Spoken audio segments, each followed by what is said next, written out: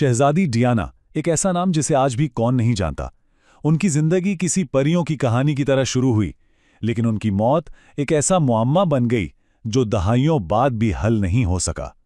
उनकी कहानी का इख्तिताम सवालात और साजिशों का एक ऐसा तूफान खड़ा कर गया जो आज तक नहीं थमा। जरा उस तारीख और जगह पर चलते हैं।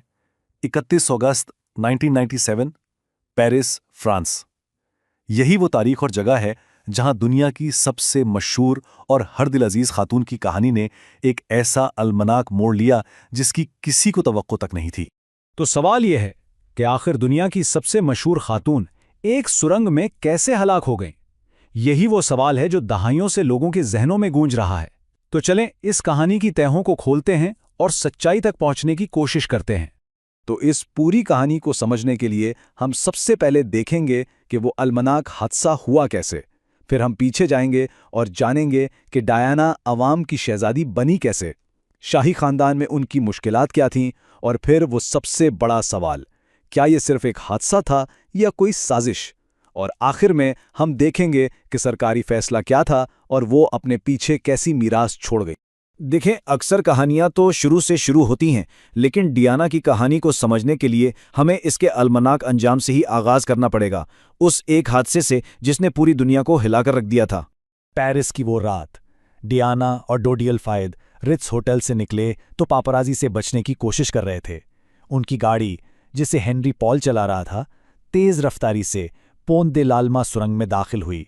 मोटरसाइकिलों पर फोटोग्राफर्स उनका पीछा कर रहे थे, और फिर गाड़ी एक सतून से टकरा गई। एक खौफनाक हादसा, और सब कुछ खत्म हो गया। डियाना, डोडी और ड्राइवर हेनरी पॉल तीनों हलाक हो गए। लेकिन सवाल यह है कि उनकी मौत ने आखिर पूरी दुनिया को इतना झंझोड़ा क्यों?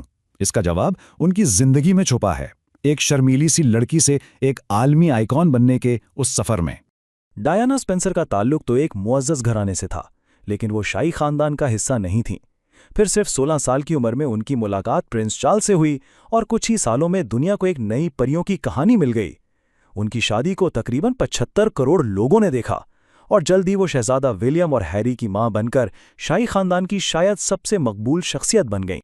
लेकिन डायना सिर्फ एक रिवायती शहजादी नहीं थीं, वो तो शाही रिवायात को तोड़ रही थीं। जरा सोचिए, उस जमाने में जब एड्स से लोग डरते थे, उन्होंने एक मरीज से हाथ मिलाकर पूरी दुनिया का खौफ बदल दिया। उन्होंने बारूदी सुरंगों के खिलाफ मुहिम चलाई, अंगोला के खतरनाक इलाकों तक गईं, और तो और उन्होंने अपनी जहनी सेहत के मसाइल पर खुलकर बात की, जो उस वक्त शाही खानदान में कोई सोच भी नहीं सकता था। मगर इस मुस्कुराहट और फलाही कामों के पीछे उनकी अपनी जिंदगी शदीद दबाव और मुश्किलात का शिकार थी। शहजादी बनते ही जैसे डायना की अपनी कोई निजी जिंदगी ही नहीं रही। हर वक्त कैमरे उनका पीछा करते, उनका हर लिबास, हर हरकत, हर मुस्कुराहट, सब पर दुनिया की नजर थी, और ये दबाव ये नाकाबिले बर्दाश्त होता जा रहा था। और इस दबाव की सबसे बड़ी वजह थी उनकी अपनी शादी, जिसकी तल हकीकत डियाना ने खुद अपने इन अल्फाज में बयान की थी। इस शादी में हम 3 लोग थे। ये थोड़ा भीड़ वाला मामला था। ये जुमला उस मशहूर इंटरव्यू का है जिसमें उन्होंने साफ साफ प्रिंस चार्ल्स और कमीला पार्कर बाउल्स के ताल्लुक की तरफ इशारा किया था। तो आहिस्ता आहिस्ता ये परियों की कहानी बिखरने लगी। पहले तो सिर्फ अफवाहें थीं, फिर प्रिंस चार्ल्स ने खुद टीवी पर अपनी बेवफाई का एतराफ़ कर लिया, और उसके जवाब में डियाना ने एक ऐसा सनसनीखेज इंटरव्यू दिया जिसने शाही महल की बुनियादें ही हिला दीं। आखिरकार 1996 में दोनों में तलाक हो गई।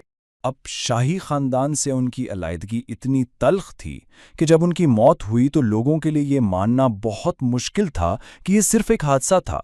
यहीं से वो सवाल उठा, क्या ये वाकई एक हादसा था या एक सोची समझी साजिश? उनकी मौत के फौरन बाद ही साजिशी नजरियात का एक सैलाब आ गया।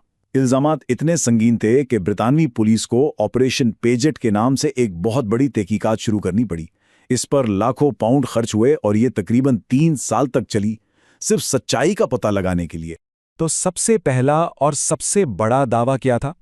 ये दावा डोडी अल-फायद के वालिद मोहम्मद अल-फायद की तरफ से आया कि डायना हामिला थी।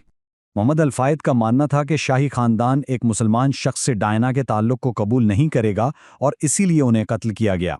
लेकिन जब ऑपरेशन पेजेट के माहिरीन ने पोस्टमार्टम के तमाम शवाहिद का गहराई से जायजा लिया, तो ये बात बिल्कुल साफ हो गई कि डायना हामिला नहीं थी।